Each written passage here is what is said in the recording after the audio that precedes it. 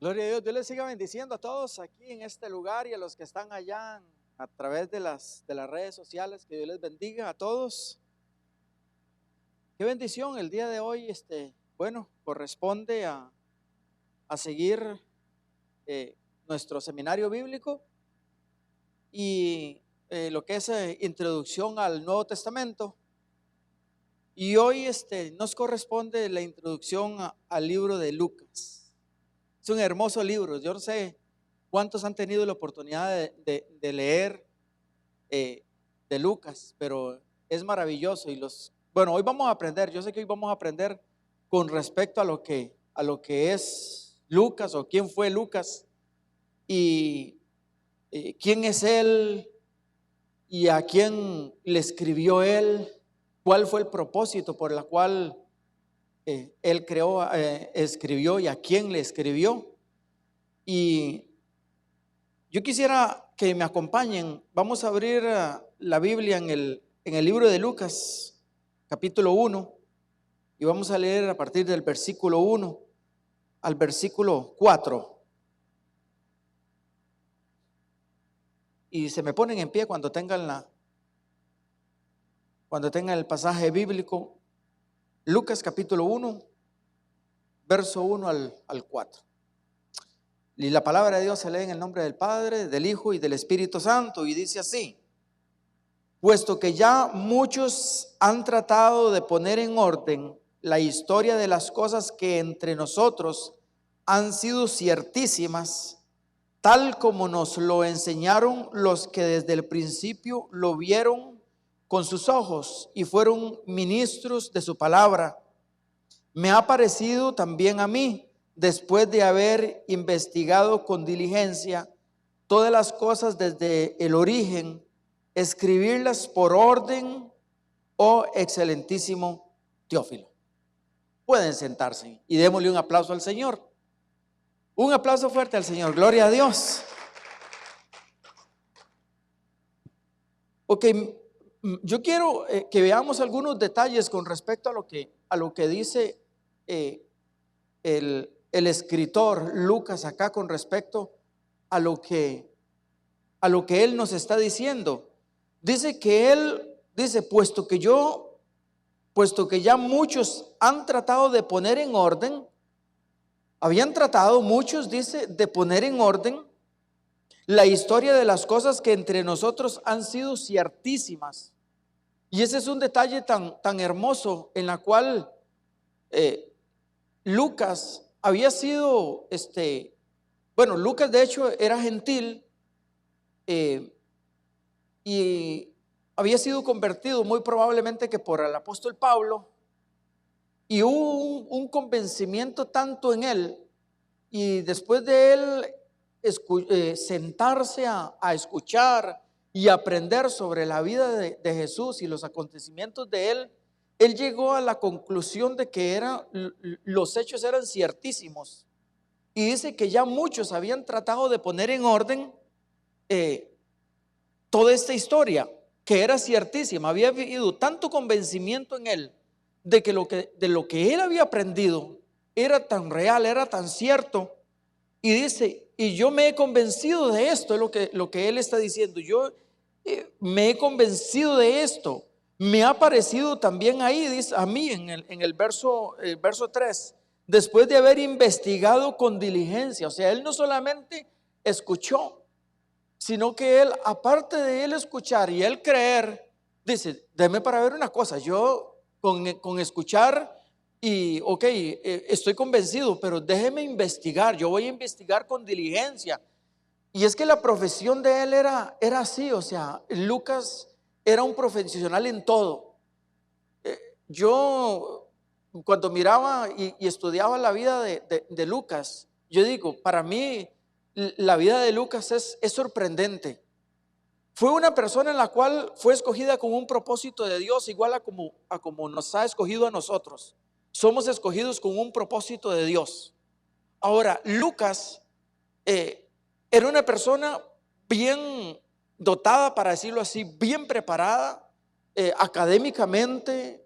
Él era científico, él era un teólogo también, era escritor. era investigador. Yo llego a la conclusión, era periodista él. Digo yo, era periodista porque él comenzó a investigar, y no solamente investigar y hacer preguntas, él iba a entrevistar a la gente con respecto al acontecimiento de Jesús. O sea, la palabra que Pablo o que le habían evangelizado a él había llegado a tanto convencimiento en él que dice, yo voy a investigar y hacer preguntas y quiero llegar a poner en orden todo esto. O sea, dice que ya había sido intentado por muchos, dice, poner en orden la historia, pero sin embargo ya muchos habían intentado poner en orden la historia, pero él no estaba satisfecho con el orden en que estaba la historia. Entonces esa es la conclusión a la que yo llego. Él no estaba satisfecho porque él se puso a escribir y dice, y me puse a poner en orden todo. Y dice, con diligencia todas las cosas desde el origen, escribiéndolas por orden, oh excelentísimo Teófilo. Entonces él le escribe a Teófilo, tanto el libro de Lucas como el libro de los Hechos. Si se ve que él fue el que escribió el libro de los Hechos y el libro de Lucas, las dos cartas o los dos libros son escritas para Teófilo, pero con un sentido. O sea, no solamente para Teófilo, sino que para que alcanzara a todos los gentiles. O sea, Teófilo era una persona con mucho preparación y todo, y él se la estaba escribiendo a él para que él estuviera tan convencido de lo que a él le habían enseñado. O sea, el evangelio que le había llegado a Teófilo, y le dice, yo se lo quiero enseñar a usted también, las cosas que hemos aprendido. Oh excelentísimo Teófilo, le dice él. Pero ese libro también fue escrito con el propósito de ¿qué? De que alcanzara también a los gentiles. O sea, es escrito para todos nosotros, fue escrito para para todo el pueblo que no era judío también, incluso para el judío. Ok, yo quiero que vayamos al libro, lo que empieza con respecto a lo que es los orígenes de Lucas o de este libro, porque de lo que aprendamos hoy, así nos vamos a preparar para lo que es cuando ya comencemos a estudiar los evangelios. De hecho, recuerde de que este es el tercer evangelio. El libro de Lucas es el tercer evangelio y está entre los libros sinópticos. Ok, de los tres evangelios sinópticos, Lucas es el que, vamos a estar ahí en la primera página para los que no, en la 111. Ok, de los tres evangelios sinópticos, Lucas es el que proporciona mayor cantidad de información referente a su propio origen. Su autor, que omite su nombre, da una introducción literaria de la clara intención que tuvo para escribirlo, los métodos que empleó, su relación con los contemporáneos que habían intentado hacer lo mismo. Esta introducción de Lucas del 1 al 4 es la clave del libro y también del libro de los Hechos, si se considera que Lucas y los Hechos como una unidad.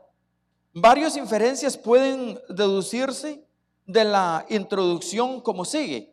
Ok, entonces vemos de que él dice de que escribe este evangelio con un propósito.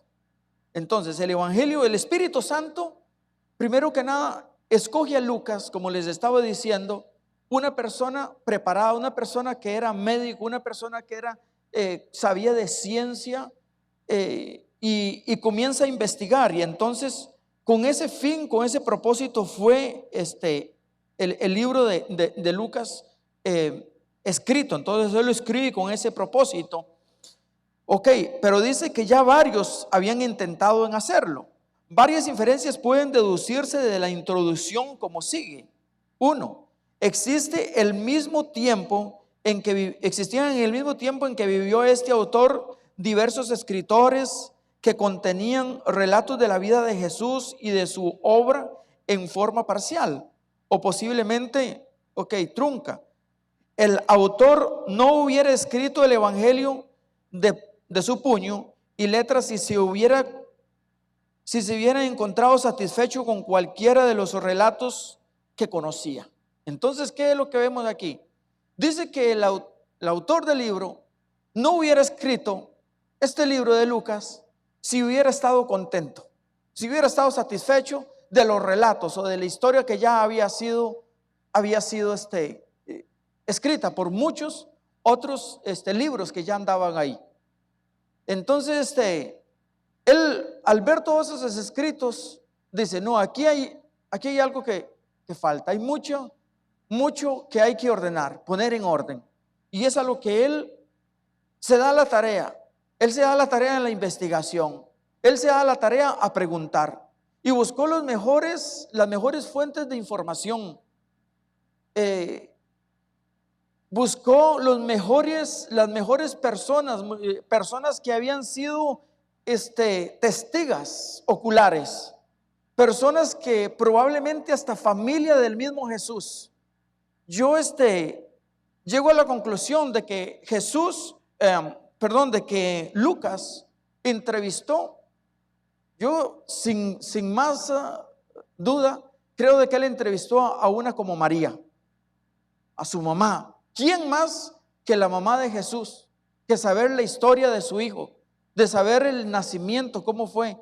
Vemos la diferencia entre Lucas y los otros evangelios que no fueron tan profundos.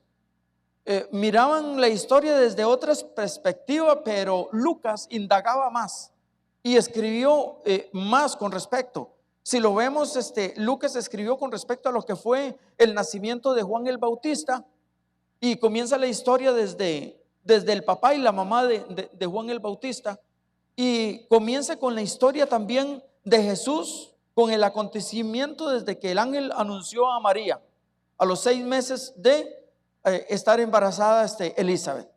Entonces era tan detallista Lucas, e investigó tanto y comenzó a escribirnos y a dejarnos a nosotros este orden establecido, un evangelio precioso, que el día de hoy nosotros poseemos una palabra hermosísima. Entonces dice, para ponerla en orden, ok, cosas que son ciertísimas. Aquí yo en este primer pasaje que vimos, estoy viendo algunos detalles y subrayé algunos detalles. Dice que han sido ciertísimas.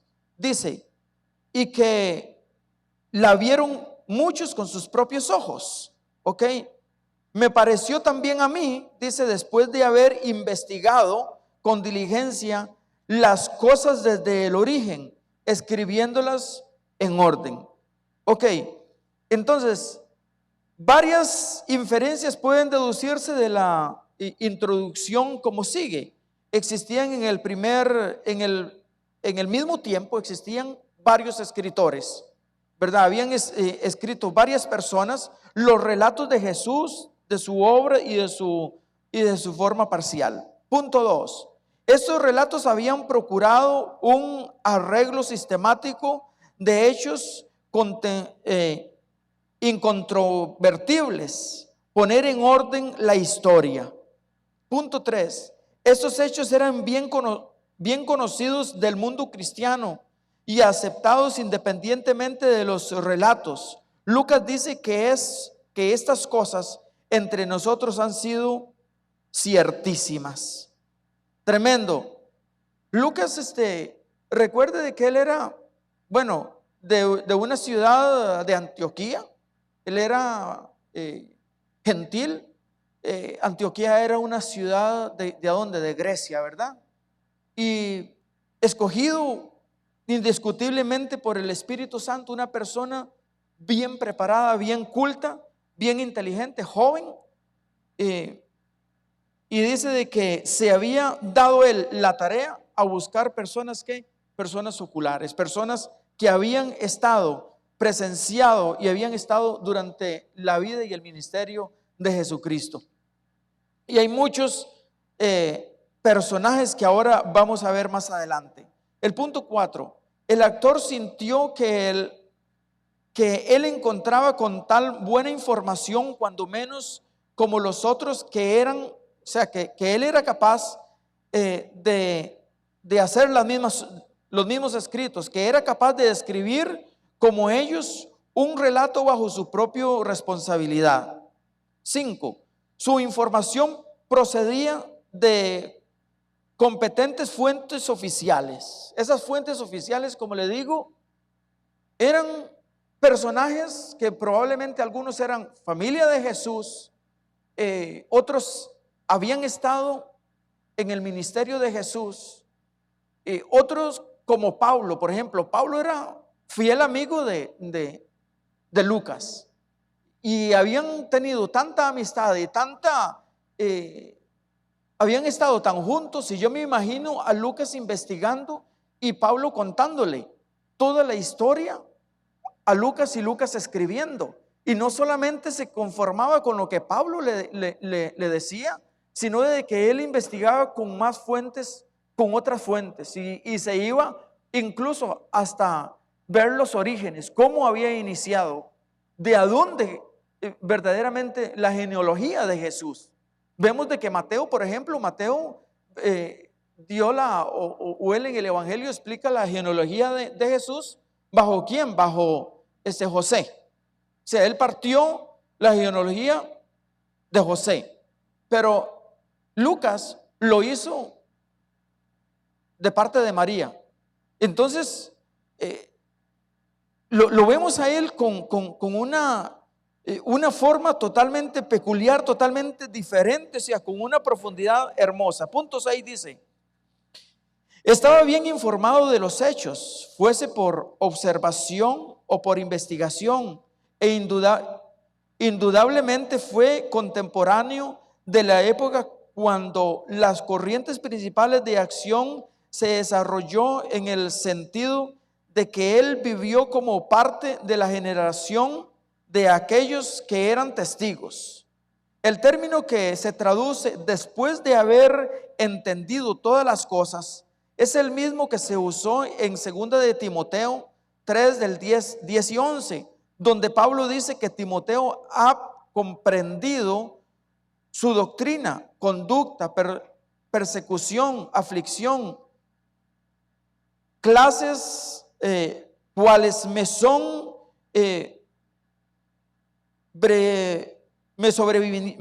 sobrevinieron en Antioquía, en Iconio, en Listra.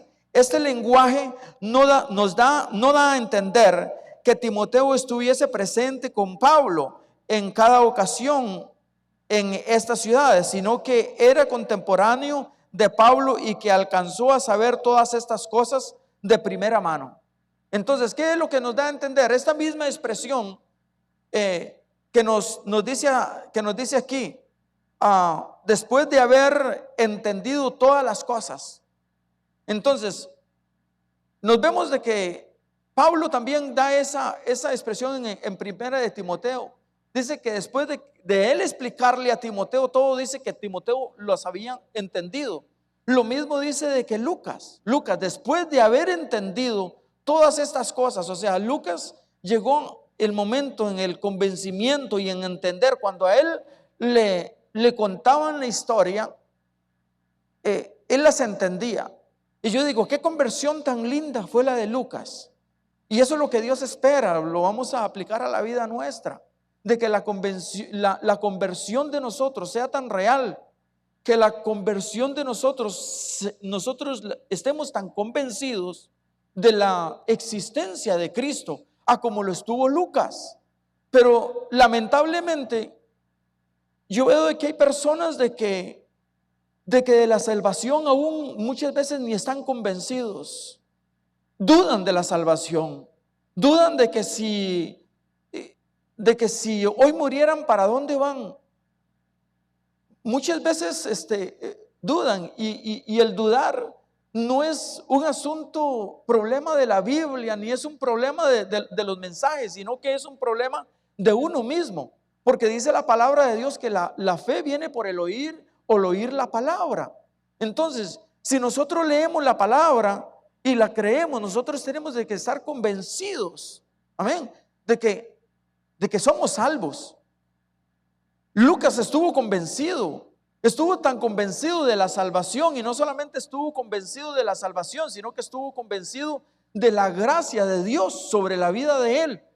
de que él dice, yo esto tengo que transmitirlo los gentiles, tengo que alcanzar toda esta gente, todos estos, habían muchos científicos, recuerda, entre todo este pueblo, habían muchos científicos. Y entonces él comienza a escribirles a ellos, a los griegos. Habían gente muy inteligente de los griegos, habían gente, pero toda esa gente tenían tantos dioses y tanta cosa, pero Lucas se especifica a él a escribir con tanto de nuevo, con tanta pasión y tanto convencimiento de saber de que todas las cosas de que él había escuchado eran ciertísimas. Amén. Y entonces él se dedica a estudiar y a investigar con un profesionalismo tremendo. Por eso yo digo, Lucas era sobresaliente, sobresalía, o sea, yo digo, y una forma de escribir y una elocuencia para hablar, que estaba viendo un comentario bíblico que dice de que Lucas, entre los grandes observadores de los libros, dice de que Lucas no se equivocó en lo que él escribió ni en una sola vez. Yo digo, qué cosa tan linda. O sea, Lucas tenía tanto amor, tanta pasión, y que fue tan detalloso a él no equivocarse. Yo digo, si antes de él estar seguro, él mejor esperaba o investigaba más con más profundidad para no equivocarse con ninguno de los detalles que él presentó.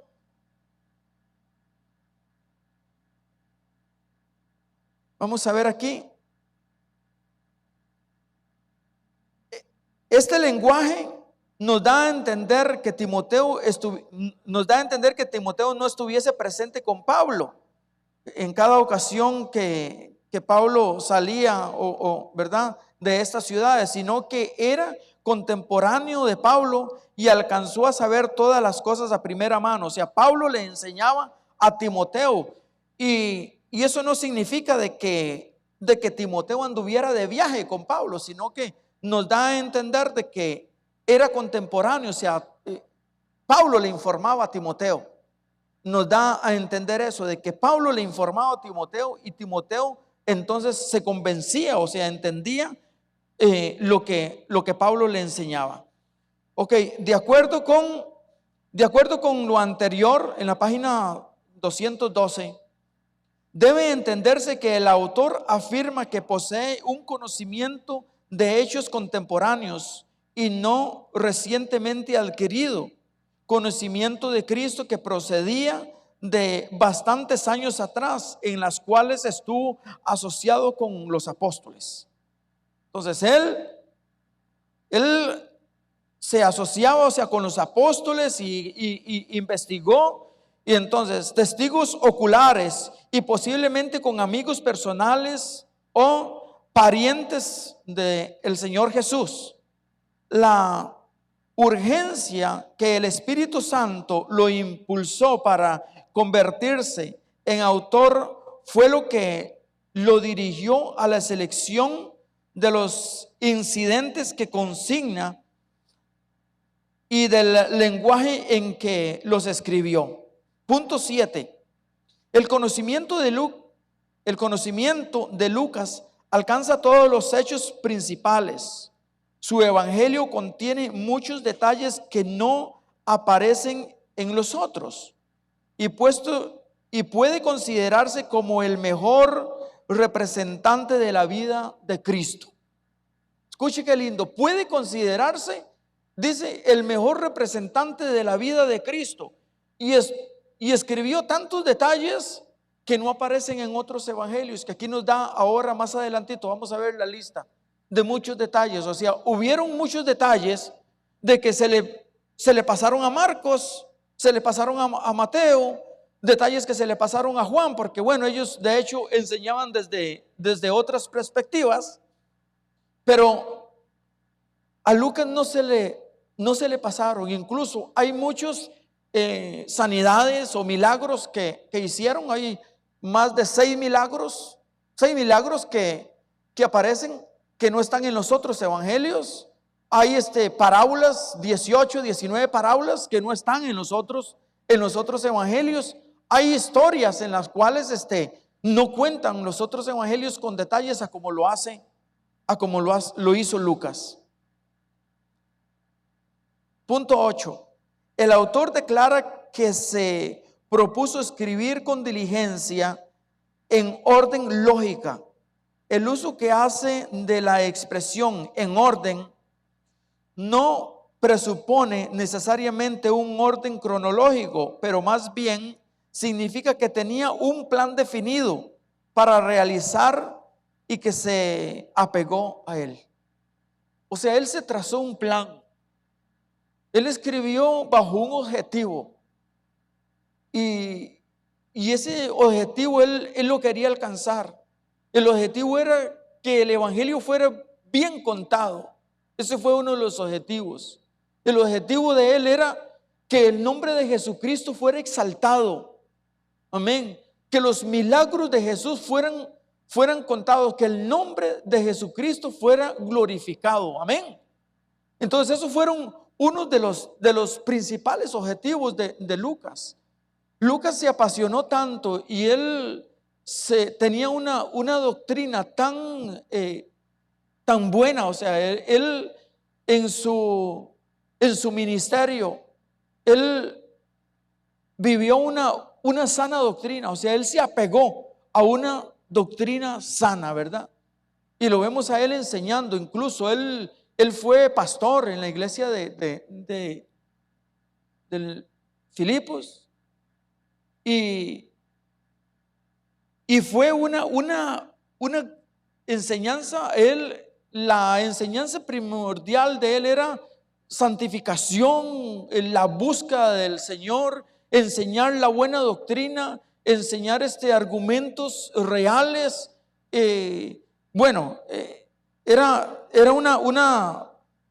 una de los pastores que verdaderamente luchó, o sea, para que la iglesia avanzara conforme y el propósito que Dios los había plantado. Amén.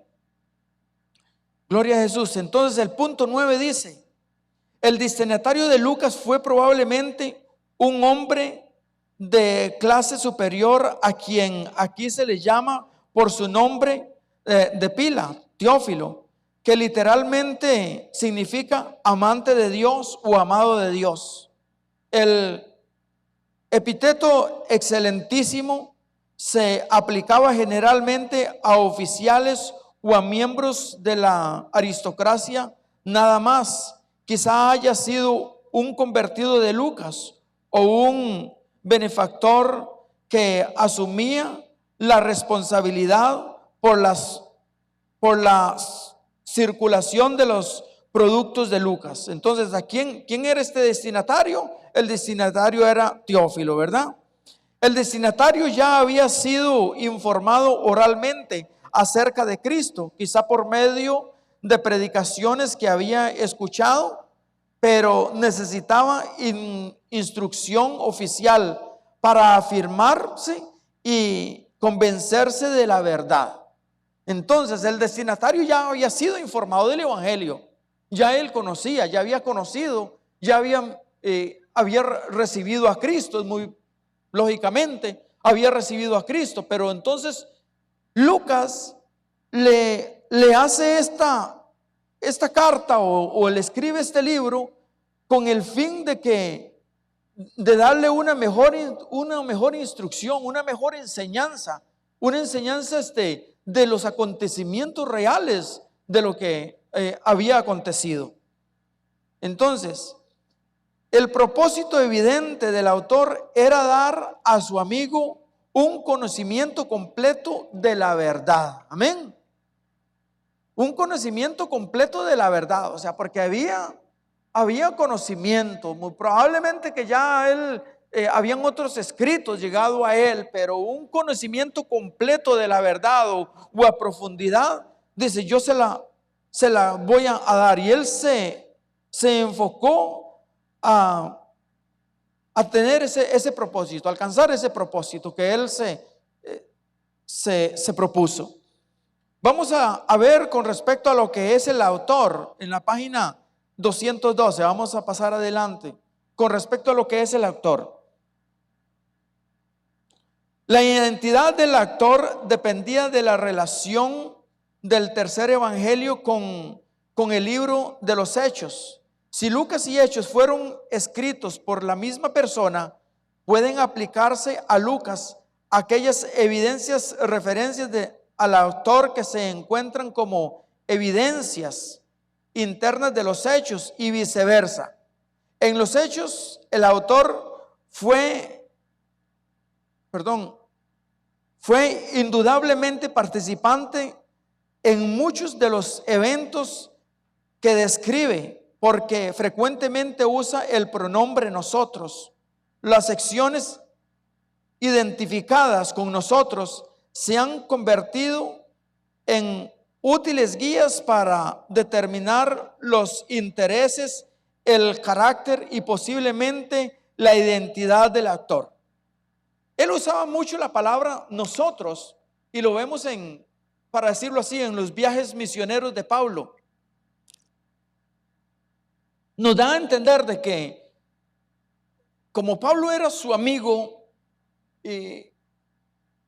bien cercano, y muy probable que era quien lo había evangelizado, muy probable de que él había venido a los pies de Cristo por medio de Pablo, pero de Pablo había aprendido él muchísimo y había tenido muchísima información. De hecho, si lo vemos en el libro de los Hechos, todo lo que él hablaba de Pablo es porque él lo había aprendido. O sea, Pablo se lo había contado con lujos de detalles los acontecimientos de él, la conversión y todo eso. En el libro de los Hechos lo vemos de que Lucas lo escribió con lujos de detalles sin pasársele nada. O sea, vemos de que todas estas fuentes de información que él tenía era de gente cercana. O sea, vemos entonces en el caso de Pablo. Pero Lucas usaba esta palabra, nosotros, o él hablaba en segunda persona, en tercera persona, daba a entender de que él estaba presente también, de que él estaba presente en los acontecimientos. Hubieron viajes misioneros en los cuales él se ausentó, él no viajó, pero todos esos viajes misioneros le fueron informados. Él escribía con respecto a esos viajes misioneros, entonces todos esos detalles a él él los investigaba y los escribía, pero no anduvo en algunos viajes misioneros. Seguimos adelante. Ok, vamos más abajo en la página 214. Dice, la primera referencia aceptada por todos comienza con Hechos 16:10, cuando Pablo parte de Troas en su segundo viaje misionero. Él escribe el escritor lo acompañó desde Troas hasta Filipos, en donde las referencias a la primera persona del plural terminan con la discusión provocada por el encarcelamiento de Pablo en el versículo 16 y 17. Probablemente el escritor estuvo presente en Filipos, pero no fue aprisionado.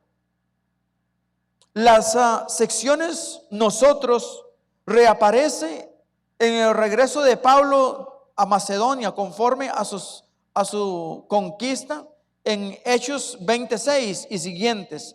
Desde aquí en adelante la primera persona del plural sigue por todo el libro, aunque el escritor no aparece durante el encabezamiento de Pablo en Cesarea. Sin embargo, acompañó a Pablo en el viaje a Roma y siguientes, y permaneció en el área con él hasta el tiempo en que el relato termina. La relación con Lucas, con Hechos, es estrecha. Ambos documentos están dirigidos a la misma persona, a Teófilo. La introducción a los Hechos ensambla perfectamente con el contenido de Lucas, refiriendo que él, que en el primer tratado se ocupó de todas las cosas que Jesús comenzó a enseñar, a hacer y a enseñar. El énfasis puesto sobre la resurrección y sobre los 40 días de su ministerio de enseñanza concuerda bien con el contenido de Lucas 24. El acento que encontramos en Hechos respecto al Espíritu Santo es exactamente el mismo que se halla en el Evangelio. Entonces aquí vemos y nos da la comparación de que los escritos que fueron tanto en Hechos con el libro de Lucas son prácticamente bien parecidos, o sea, son semejantes. Nos da a entender de que evidentemente el que escribió el libro de los Hechos escribió el libro de Lucas, o a la inversa, el que escribió el libro de Lucas escribió el libro de los Hechos, y en este caso el autor que es Lucas, ¿verdad? Conforme a lo anterior, vamos a la página 215 abajo, conforme a lo anterior, el actor de Lucas y Hechos puede haber sido un gentil de Antioquía, convertido en esa ciudad unos 15 años, cuando mucho, después de Pentecostés. Llegó a ser amigo y asociado de Pablo y viajó con él en su segundo viaje después de haberse encontrado con él en Troas, Hechos 16:10. Se quedó en Filipos como pastor de la iglesia. Y ahí es donde vemos. Él entonces, durante este viaje o este encuentro con Pablo, él se quedó donde en Filipos y se quedó pastoreando. Mientras Pablo, ¿qué hizo Pablo? Pablo continuó con el viaje misionero. En tanto que Pablo prosiguió su ministerio itinerante por Acaya, visitando después de Antioquía y luego Asia Menor. Cuando Pablo volvió a Filipos en el tercer viaje, el autor se reunió con él nuevamente. Los acompañó hasta Asia y de allí siguieron juntos hasta Jerusalén. Entonces aquí vemos el acontecimiento con respecto a Lucas. Se quedó, dice, ¿a dónde? En Antioquía. Se quedó en Filipos, pastoreando. Durante un tiempo determinado, enseñando una doctrina sana en esta iglesia, pastoreando y preparando. O sea, esa fue la misión de él. Y yo me imagino de que durante este tiempo que él estuvo enseñando también, no solamente estuvo pastoreando, sino que estuvo investigando y estuvo escribiendo, porque él se dedicaba a eso, a investigar, a escribir y a adoctrinar sanamente a quien, a la iglesia. Gloria a Jesús. Es lo que Dios quiere de nosotros, que nosotros seamos enseñados. Mire, por ejemplo, un día como hoy, jueves, es lamentable porque la palabra de Dios a nosotros nos dice que el pueblo perece por falta de conocimiento. Pero ¿quién es el culpable de la falta del conocimiento? Donde los materiales a nosotros nos lo dan gratuitamente, donde nosotros tenemos la facilidad de poder sentarnos. Yo no quisiera juzgar o sea, quisiera como aceptar de que la gente está dándole seguimiento a estos instituto bíblico o a este seminario. Yo quisiera como darme la idea o como de saber de que la gente de veras están en las casas ahí sentaditos viendo, y que si no que en YouTube van a tener la oportunidad de ver. Pero tengo como la sensación, no sé, de que mucha gente, muchos hermanos de la iglesia incluso quizás ni lo están haciendo. Por lo menos es como la sensación que yo tengo. Yo digo, ¿qué y ojalá esté equivocado, o sea, y que Dios me perdone si estoy juzgando mal y que yo esté equivocado. Pero yo digo, qué lamentable, porque ¿cómo se aprende en un seminario de estos? Qué lindo es como poder y cuando el pastor anuncia, dice, vamos a estudiar tal libro, comprar el libro, de que ojalá toda la gente, la iglesia se involucrara en comprar el libro y dar seguimiento a lo que está. ¿Por qué? Porque a través del conocimiento, ese conocimiento nos va a nosotros a enriquecer. Nos vamos a hacer no ignorantes, o sea, vamos a saber la verdad. Y dice de que la verdad a nosotros nos va a hacer libres. ¿Libres de qué? Libres de un montón de cosas. Entonces,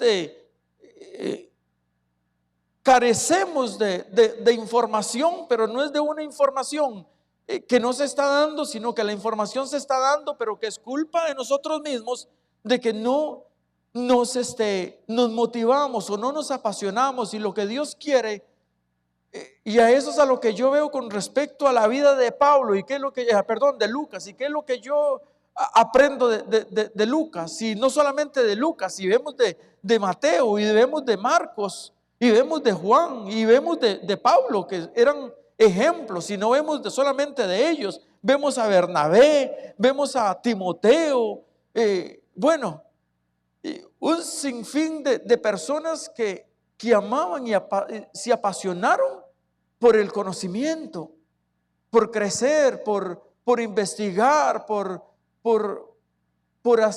ser ayuda para otros. Y eso es lo que Dios quiere, que nosotros crezcamos, no para que nosotros engordemos, sino que, sí, fuerte, ese aplauso al Señor. No que aprendamos para nosotros acumular conocimiento, sino que aprendamos nosotros ¿para qué? Para compartir con otros el conocimiento. Amén.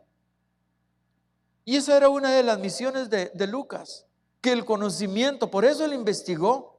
¿Para qué? Para que todos nosotros el día de hoy tengamos el pleno conocimiento de la verdad, que eran de todo el acontecimiento que era ciertísimo, dice Lucas. Amén. El escritor cuyo diario contiene los mejores fuentes, ya lo estuvimos ahí, ¿verdad? A ver si me perdí, pero vamos más abajo. La evidencia interna apoya en algo esta conclusión. El autor poseía elevada capacidad literaria y probablemente había recibido una magnífica educación. Su lenguaje demuestra que su mente funcionaba como la de un griego.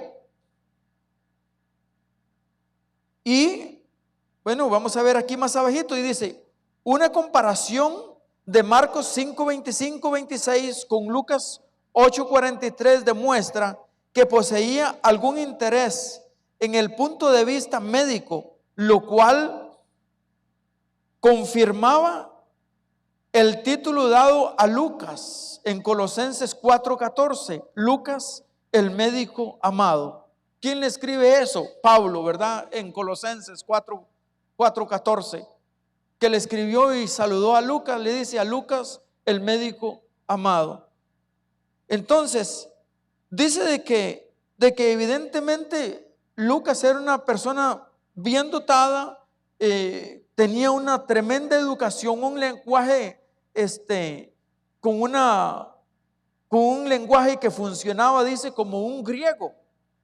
Entonces, pero funcionaba ese conocimiento como un griego, pero habían, o sea, el pueblo griego estaba ignorando muchos de esos. Incluso nosotros vemos a Pablo, cuando Pablo llega a una ciudad y estaban adorando un montón de dioses, en una ciudad gentil, y estaban adorando muchos dioses, y dentro de esos dioses adoraban, pusieron un rótulo en uno que decían al Dios desconocido. Y vemos a Pablo de que era gente inteligente, los griegos eran inteligentísimos, pero carecían del conocimiento en cuanto a Cristo. Y entonces de ahí se agarró ¿quién? Pablo para escribirle al Dios que ellos no conocían, es de quien yo les voy a predicar. Y se basó en eso. Lucas, que era un griego también, con su forma de escribir y con su capacidad y su lenguaje, entonces escribe con doble sentido. O sea, veo que el objetivo era bien para alcanzar a quién, a toda esa gente que eran bien preparados en cuanto a la ciencia, en cuanto a la medicina, en cuanto a un montón, pero que no eran preparados en cuanto a lo que era el conocimiento espiritual. Amén. Gloria a Jesús. Puesto en la página 117 más abajito, dice: puesto que la identidad del actor está razonablemente bien establecida, deberíamos dar algunas noticias acerca de su carácter, de su contribución.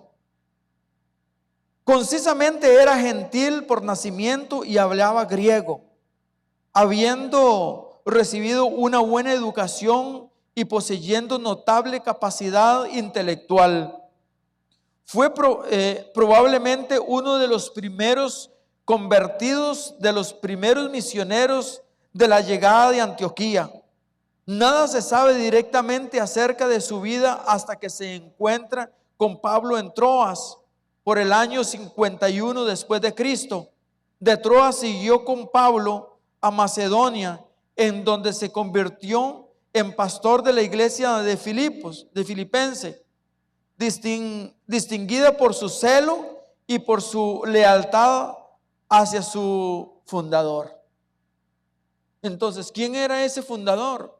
El fundador de esa iglesia era Pablo. Y entonces era una iglesia en la cual había sido también adoctrinada, también enseñada, que demostraron su lealtad, dice, ¿a quién? A su fundador, o sea, a Pablo, que era el que había levantado esta iglesia. Y yo me imagino de que de ahí, de esa iglesia, tremendas ofrendas y sostenimiento que le daban al ministerio de Pablo. Y yo veo aquí a uno como Lucas enseñando con respecto a lo que es la lealtad, con respecto a lo que es la fidelidad a Dios. Algo que muchas veces hasta nosotros carecemos con eso. Carecemos de lealtad o de un sostenimiento. Vamos a hablarlo desde el punto de vista financiero, vamos a decirlo así, porque muchas veces, y no hablo de esta iglesia, hablo en nivel general, lo que acontece con el cristianismo. Las encuestas dan de que los que diezman y los que sostienen la obra del Señor es una minoría en las congregaciones. Y yo digo que, o sea, mi pensar es que Dios desea de que nosotros tengamos esa libertad o ese conocimiento de saber de que lo que nosotros hacemos y lo que damos, las aportaciones son para el ministerio, para el crecimiento y la expansión del evangelio, sea lo que sea, radioemisoras, televisoras, sí, gloria a Dios, materiales educativos, tantos proyectos que hay misioneros en las iglesias, materiales para educación para niños, para todo lo que necesitamos nosotros financieramente. Y bueno, una de hecho de nuestras oraciones, yo creo, tiene que ser, es que Dios traiga un despertar en las personas, una pasión, y pasión en todas las áreas, no solamente en el servir, sino también el dar, porque el dar, cuando nosotros damos con pasión o con libertad, nosotros vamos a recibir. ¿Ustedes creen de que la viudita esa que dio 2 denarios o la milésima, no fue bendecida?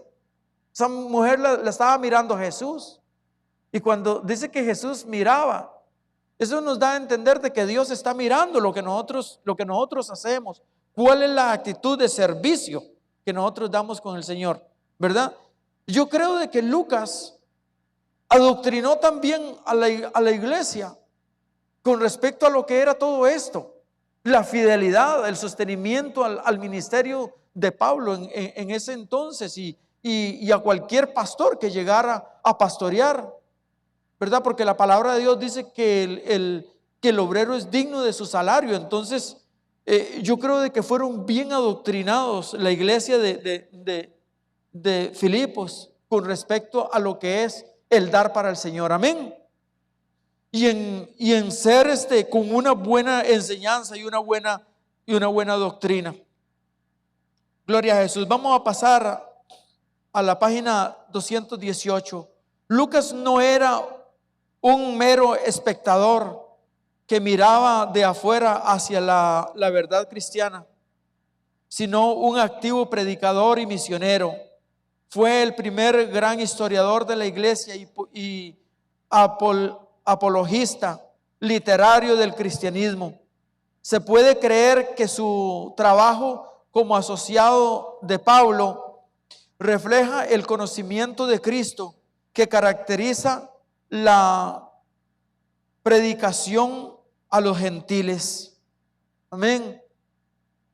Fecha y lugar. Vamos a ver lo que es la fecha y lugar. Todos estos pasos que estamos viendo, una vez que ya entremos con respecto a estudiar los evangelios libro por libro, ya por lo menos vamos a tener un conocimiento de quién fue Mateo, de quién fue Marcos, ¿verdad?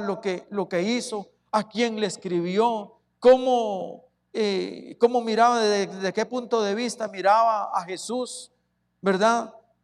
Y sus enseñanzas. Entonces, cuando ya entremos en el libro por libro, vamos a ir entendiendo con más claridad. Fecha y lugar. Dos extremos marcan los límites del tiempo en que fueron escritos el Evangelio de Lucas. Debió haber sido antes de que se escribiesen los hechos y posteriormente al desarrollo del cristianismo, que había llegado al grado de atraer la atención de un investigador gentil como Teófilo. El libro de los Hechos fue compuesto probablemente antes que terminara el primer encarcelamiento de Pablo en Roma, ya que el repentino final del libro indica que el autor no tenía más que decir.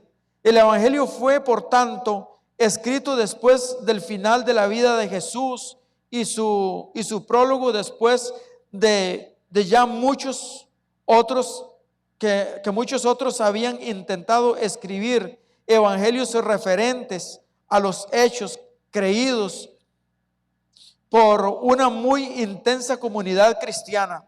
O sea, ya habían intentado o habían escrito muchos hechos, dice, creídos por una gran cantidad de cristianos. Quizás en el año 60 después de Cristo, más o menos, se escribió el libro de Lucas, probablemente. Estaba viendo un comentario bíblico que dice que entre el 60 y no más del 77 después de Cristo, pero anda ahí cerquita del 60. Serviría como una fecha intermedia, puesto que para ese tiempo Lucas tendría cuando menos 10 años o más de ser cristiano y había viajado por Palestina, en donde podría haber encontrado muchos de los que conocieron a Cristo en la carne. El tiempo que Pablo estuvo en la prisión, Lucas lo ocuparía en investigando los acontecimientos de la vida de Jesús, respecto al cual mucho había oído y de quien él mismo, Lucas, había sido misionero. Entonces, durante que Pablo estuvo preso, dice de que él se dedicó probablemente a investigar con profundidad. ¿Y a quién? A las fuentes informativas. Yo me imagino él yendo a buscar a los apóstoles, ¿verdad? A los que todavía estaban vivos, a las fuentes informativas, a María, la madre de Jesús, si todavía vivía, familiares. Yo me imagino que a los hermanos, y investigando y escribiendo. Gloria a Jesús.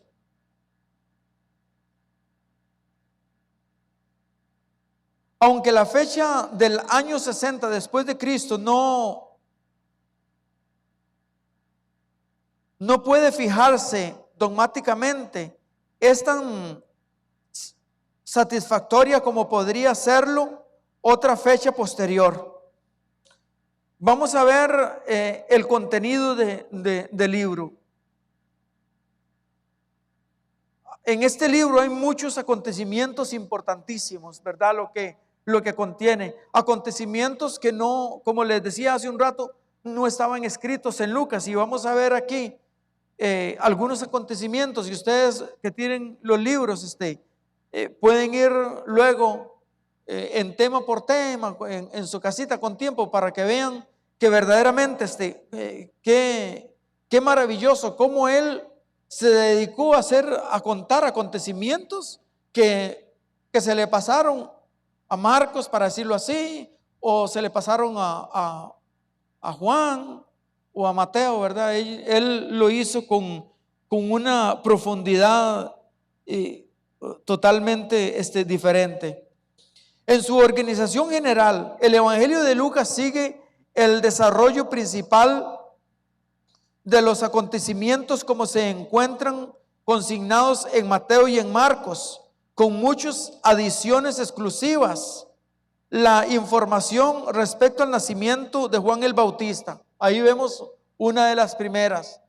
Él cuenta con lujos de detalles el acontecimiento, digámosle, de lo que es el Juan el Bautista, que estaba el papá de Juan ministrando. Recuerda que él era pertenecía de la tribu de Leví. Él estaba haciendo su oficio sacerdotal o ministrando cuando se le aparece el ángel, ¿verdad?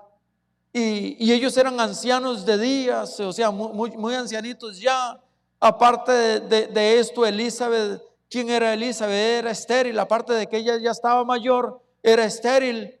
Y el ser estéril era bien difícil para una mujer. Era un asunto de vergüenza, para decirlo así. Pero, sin embargo, mira lo que acontece con respecto a Lucas, que comienza a contar con lujos de detalles el acontecimiento de cómo Dios se acordó de las promesas. Y de hecho y se acordó de las promesas y quedó embarazada ¿verdad? La madre de Juan, siendo de mayorcita. La información, ok, vamos a ver, dice, ok, la información respecto al nacimiento de Juan el Bautista, el nacimiento de la niñez de Jesús, la genealogía que estaba viendo de que él lo hizo desde el punto, desde la partida de María, ¿verdad? En cambio, Mateo lo hizo desde la perspectiva de José. Ok, el sermón de Nazaret, el llamamiento especial de Pedro, 6 milagros que no aparecen, o sea, no están escritos no aparecen en los otros evangelios. Hay 6 milagros ahí que él detalla, 19 parábolas que no están en los otros evangelios. La historia la historia del encuentro de Zaqueo, la burla de Herodes que hace con Jesús, y la aparición de Jesús después de la resurrección en el camino de Emaús. Otra historia hermosísima que no se le pasó de detalles a Lucas. Son las principales adiciones que hay en este evangelio. Hay otros muchos aspectos peculiares de Lucas que son demasiado detallados y muy numerosos para ser catalogados. Dice en la página 220, el material de Lucas, ok, vamos a ver lo que es el bosquejo.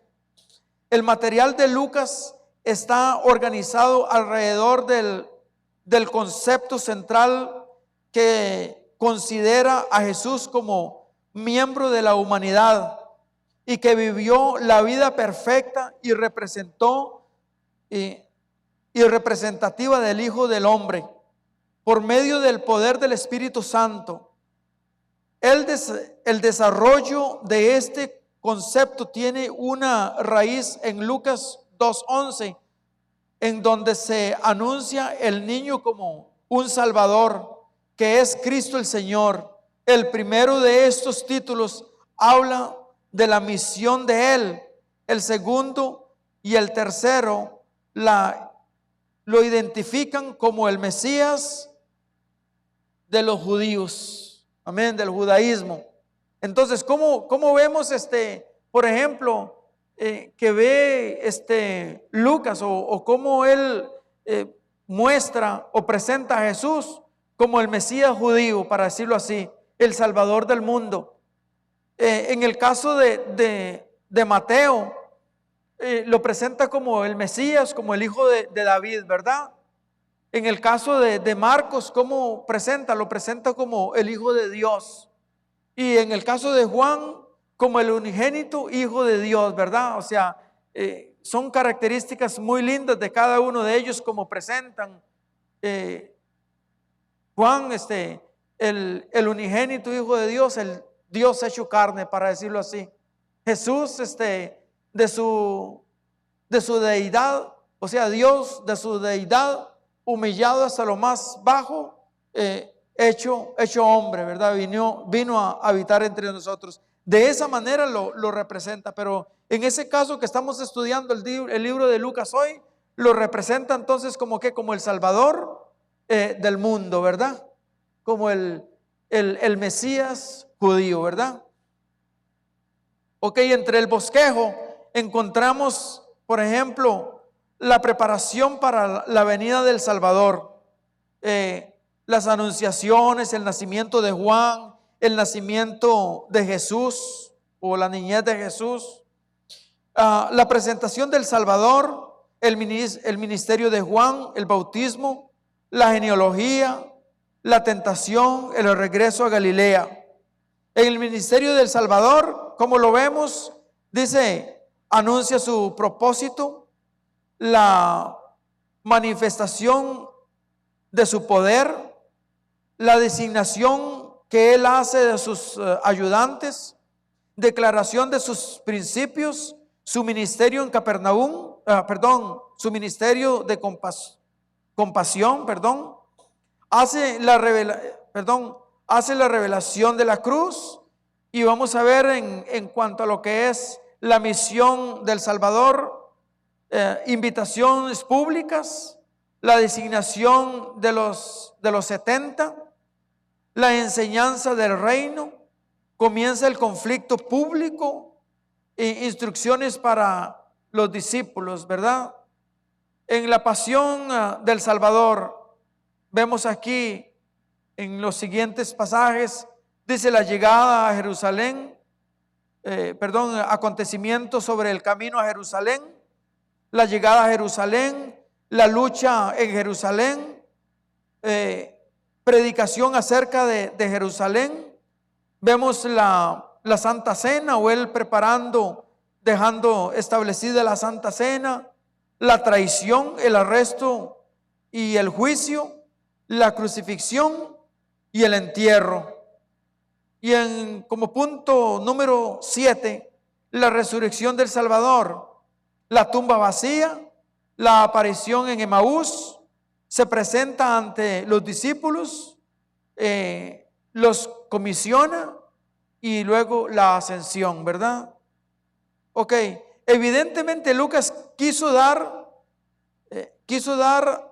a Teófilo una base auténtica en este evangelio para corregir la enseñanza que ya le era familiar. Sobre esta presunción podemos llegar a la conclusión de que Lucas tuvo especial cuidado de presentar sus datos cuidadosamente, y en verdad así lo dice, organizando en una estructura que hiciera impresión acerca de la mente del lector. La sección que trata de la preparación para la venida del Salvador contiene material que no está duplicado en los otros evangelios. Mateo declara que Jesús nació de una virgen, pero relata la historia desde el punto de vista de José, en tanto que Lucas la centra desde el punto de vista de María.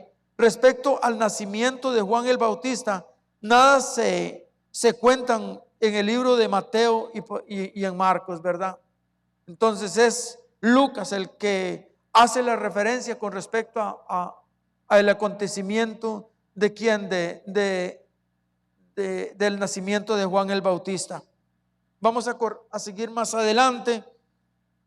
Dice, la genealogía comienza desde Adán y pone énfasis en su descendencia humana más bien que en la descendencia real. El suceso de la tentación es muy parecida al que cuenta Mateo, excepto en el orden. Lucas llama la atención al hecho de que el diablo había dejado acabada la tentación. O sea, ya no tenía más que tentarle a Jesús. Entonces, Lucas lo enseña desde ese punto de vista.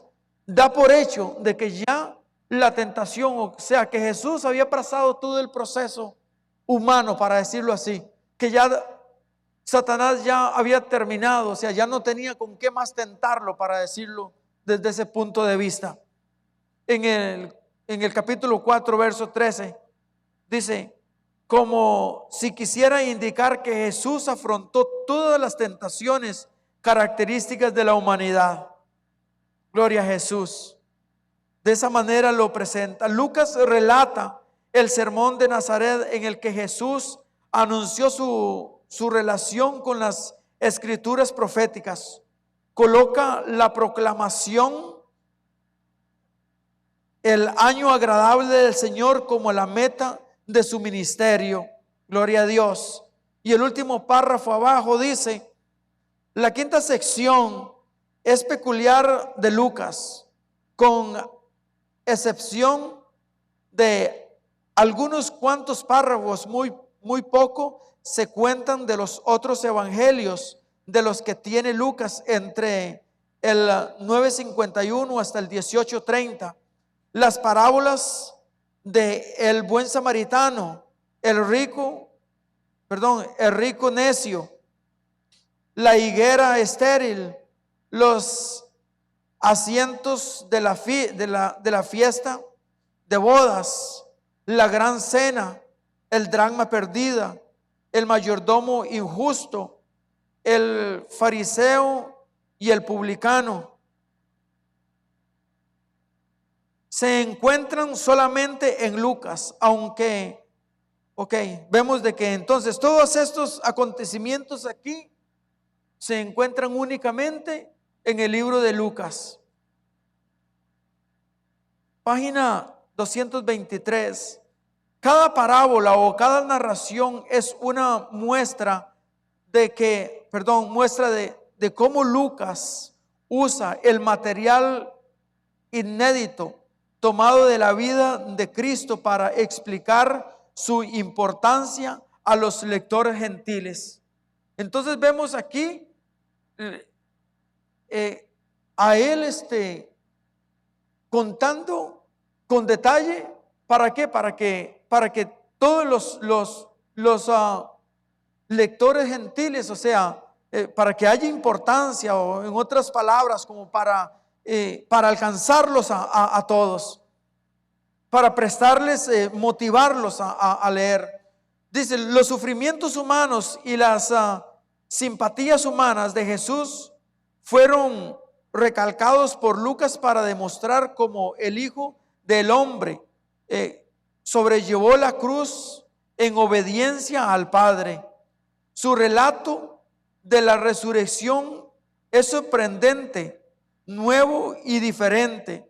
El hecho evidente es el mismo en los otros evangelios, pero la aparición de Jesús a los dos que iban camino a Emaús asegura el argumento del evangelio hasta la certeza la realidad de la muerte de Jesús, la desesperación de los discípulos, la inesperada y convincente manifestación de su viviente presencia, su interpretación de las escrituras referentes a sí mismo y la convicción espiritual que los sobrecogió a medida que les hablaba, forman un conjunto de irresistibles evidencias acerca de que en la persona de Cristo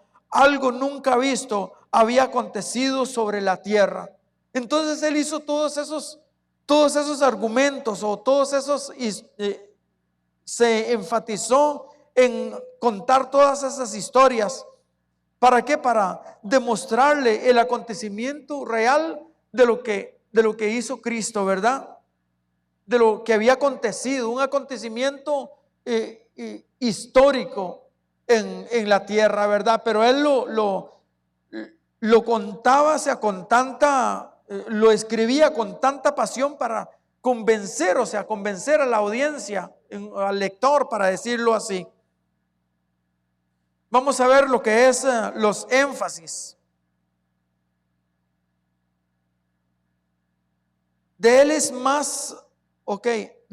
más literario de los evangelios. Sus relatos, tal como los tomó de los labios de Jesús o como los formuló en sus propias palabras, constituyen gemas de expresión, y su vocabulario es rico y variado. Entonces el vocabulario de él lo vemos, claro, una persona preparada, ¿verdad?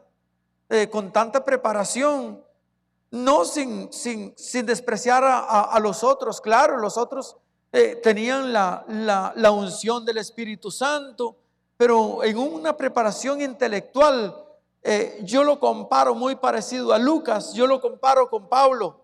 Yo digo, tiene que haber sido una persona que estaban prácticamente como en un nivel académico o de conocimiento o de estudio, digo yo. Debía de tener una similaridad, digo yo, con respecto a lo que era Pablo, porque Pablo era una persona muy preparada en todos los aspectos. Pablo, él podía hablar con cualquier persona, con un gobernante, con cualquier persona podía hablar, pero vemos a Lucas. Yo a Lucas lo considero con una preparación muy similar, como con respecto a su forma de enseñar y a cómo lo ven así, se ve así. El evangelio de Lucas es muy predominante histórico. Ningún otro escritor da las fechas de su narración como lo hace Lucas en el 1:5, el 2:1, el 3:1. Ningún otro intenta un diseño completo de la carrera de Jesús desde el nacimiento hasta la muerte, aun cuando muchos periodos de su vida no se disputan en detalles. Entonces él narra la historia desde el nacimiento, ¿verdad?, de Jesús, desde el acontecimiento del nacimiento de Jesús hasta dónde lo lleva hasta el final de la historia, ¿verdad? Para que todos los lectores podamos de enriquecernos con una historia que él asegura, ¿verdad?, que era ciertísima, ¿verdad? Lucas es imparcial en el mejor sentido del término.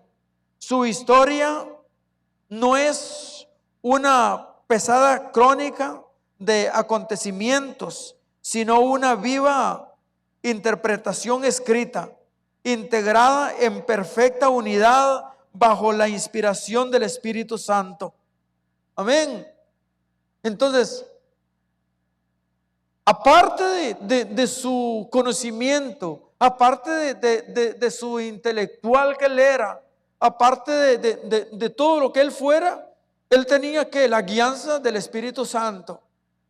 O sea, una persona llena del Espíritu Santo, una persona con pasión, una persona que amaba a Dios, que amó a Jesús, que creyó lo que verdaderamente a él le habían enseñado y lo que él había investigado, él lo creyó. Pero es una persona que está siendo guiada por el Espíritu Santo. Y lo vemos a él en ningún momento del conocimiento y de todo se jacta de su conocimiento, lo mismo que Pablo y grandes personas de la Biblia. ¿Qué nos da a entender a nosotros? De que nosotros necesitamos y dependemos de la llenura del Espíritu Santo, de la humildad. Miran esas personas, amén, gloria a Dios, tan preparadas y todo, y eran personas humildes, personas que le presentaban el Evangelio a tanto personas preparadas como personas que eran neófitas, para decirlo así. Y la vida de Jesús, mira a Jesús, el creador de todo, él que era Dios, vino aquí, es un ejemplo a nosotros seguir. Por eso Pablo dice: sean imitadores de mí, dice Pablo, como yo soy de Cristo. O sea, nosotros tenemos que verdaderamente ser imitadores.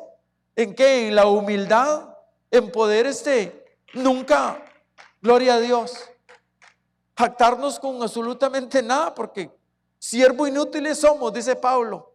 Amén, gloria a Dios.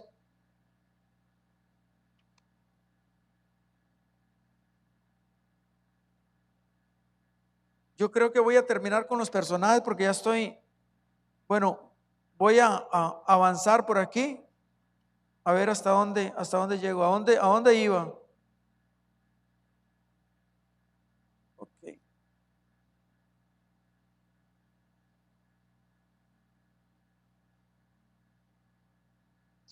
Ok, el tercer evangelio pone, página 225, el tercer evangelio pone énfasis sobre la doctrina.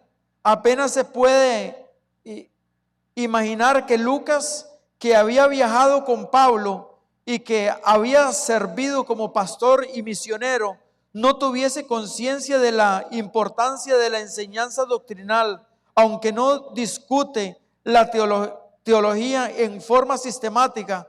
Su vocabulario revela que la conoce y que está interesado en ella.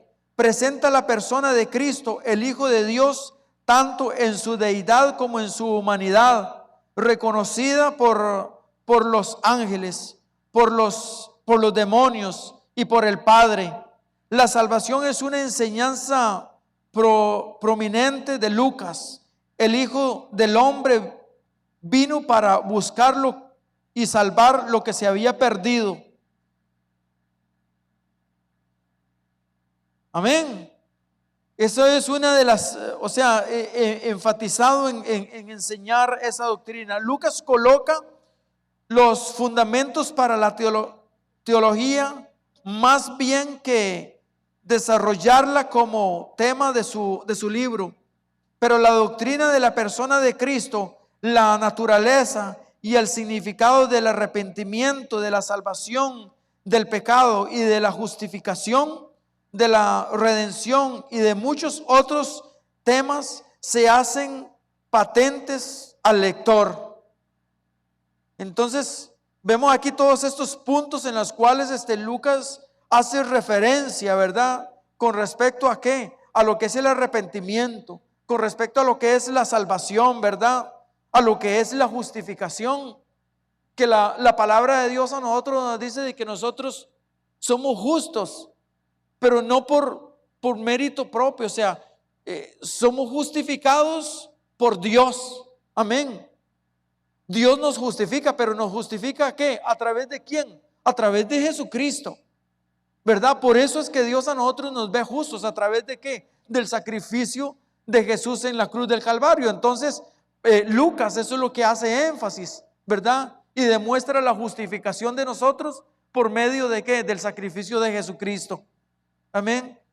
Hay otros puntos muy importantes en los cuales trata Lucas. Le da especial prominencia a la doctrina del Espíritu Santo. En efecto, en Lucas hay más referencias al Espíritu Santo que las que se encuentran en Mateo y en Marcos juntos. todos los principales protagonistas del Evangelio, Juan el Bautista, María, Elizabeth, Zacarías, Simeón y el mismo Señor Jesucristo, fueron capacitados para su obra por el Espíritu Santo. La vida eterna del Señor Jesús fue vivida por el Espíritu Santo, fue concebida por el Espíritu Santo, bautizado por el Espíritu Santo. Todos esos énfasis son los que Lucas enfatiza, ¿verdad? En este evangelio reciben la página 226. En este evangelio reciben marcada consideración algunas clases de personas. Lucas tiene mucho que decir acerca de las mujeres, por ejemplo. La palabra mujer ocurre 43 veces, o sea, él hace muchas énfasis con respecto a lo que es la mujer. Jesús se trata más ampliamente en Lucas que en Mateo. Elizabeth, la madre de Juan, Ana, la profetisa. El grupo de mujeres que viajaba entre la compañía de Jesús y sus discípulos, las mujeres que lloraron su ejecución, todas fueron registradas. O sea, todo el ministerio, para decirlo así, de las mujeres, Lucas lo enfatizó casi que, o sea, más que los otros evangelios. Le tomó importancia a lo que fue la mujer. Y yo lo veo desde el punto de vista, qué lindo como él enfocó y no dejó esos detalles de ver las mujeres, que muchos de las mujeres los sostenían ministerialmente, o sea, financieramente, y eran mujeres entregadas, unas mujeres llenas de pasión, mujeres puras que el Señor escogió tanto a Elizabeth, ¿verdad?, como a María y a José y a Zacarías, para decirlo así. Eran personas que eran encontradas justas, que cuando le cometían alguna falla, ellos venían reconociendo, para decirlo así, y viniendo a los pies del Señor. Yo creo que eran personas en las cuales eran justificadas por Dios, o sea, las encontraron justas, y no fue como decir, un tin marín de que Dios está escogiendo a ciertas parejas. No, es que eran personas que eran escogidas. ¿Por qué? Porque habían sido justificadas, o sea, habían sido encontradas justas. Gloria al Señor. Y Lucas hace énfasis tanto en el ministerio de mujeres como en la pasión de las mujeres hacia el Señor, como en el servicio de las mujeres, como en la fidelidad debemos de las mujeres, que las mujeres no se apartaron no vemos a las mujeres huyendo, pero los hombres sí. O sea, los discípulos todos se dispersieron, y entonces Lucas hace mucho énfasis en la mujer, y eso es una bendición del Señor, ¿verdad? Que el Espíritu Santo lo guió a eso. Aunque Lucas mismo pertenecía a la clase media superior, voluntariamente se asoció con las clases humildes, y su evangelio fue escrito para que esas clases encontraran en Cristo la resurrección de sus necesidades. La resolución de sus necesidades. Debimos decir una palabra respecto a la destreza de Lucas. Demuestra como escritor. Muchas de las parábolas del Señor, tal como Lucas las reproduce, se conocerían como notables, no únicamente con motivo de la enseñanza espiritual, sino que también a causa de la belleza de su expresión. Las parábolas del hijo pródigo en Lucas 15 es una de las más grandes historias de todos los tiempos. Ningún asunto necesitamos ser expuesto con mayor delicadeza o simpatía que el relato acerca del nacimiento de Jesús. Y Lucas al dárnoslo, ha llegado a esas condiciones. Quien quiera que lea los evangelios con tendencia a la crítica literaria tendrá que escoger a Lucas como el más sobresaliente. Qué lindo, ¿verdad? Ok, personajes, y con eso termino. Estoy a 4 minutos y con eso termino. Varios nuevos personajes se presentan en este evangelio: Zacarías, Elizabeth, su esposa, Simeón, Ana, Zaqueo y Cleofás, que no se mencionan en ninguna otra parte, siendo cada uno un tipo distinto. ¿Ok? Los personajes literarios de Lucas son tan interesantes como los históricos. ¿Quién podrá olvidarse del padre amante y paciente de Lucas 15 y de sus hijos? Un voluntarioso e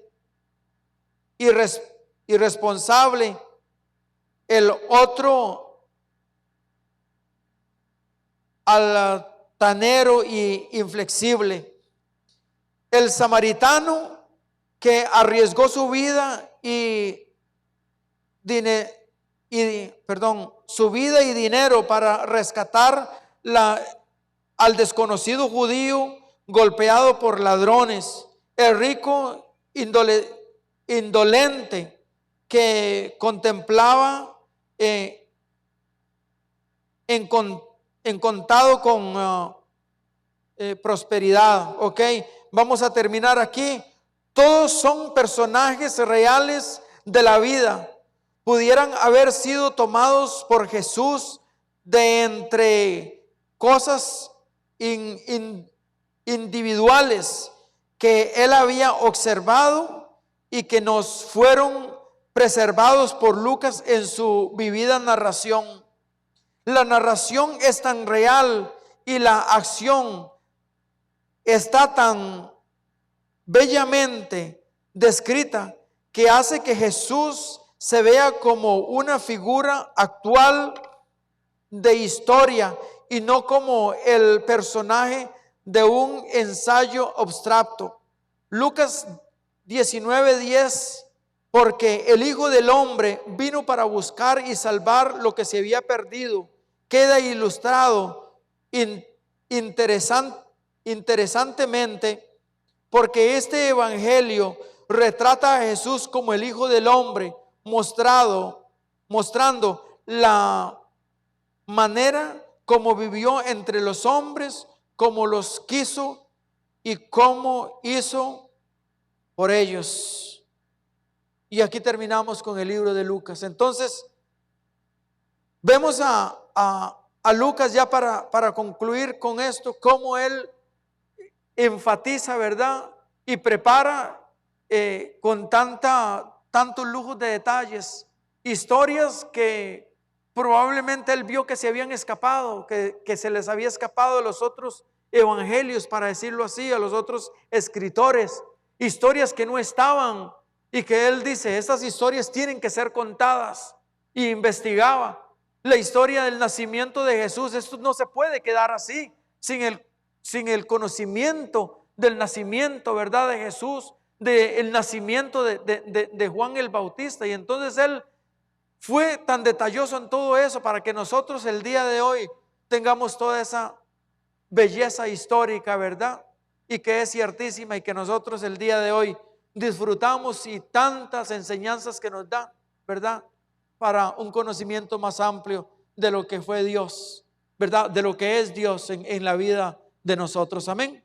Démosle un aplauso al Señor en esta tarde. Dios les bendiga a todos y gracias por su paciencia. Hasta luego.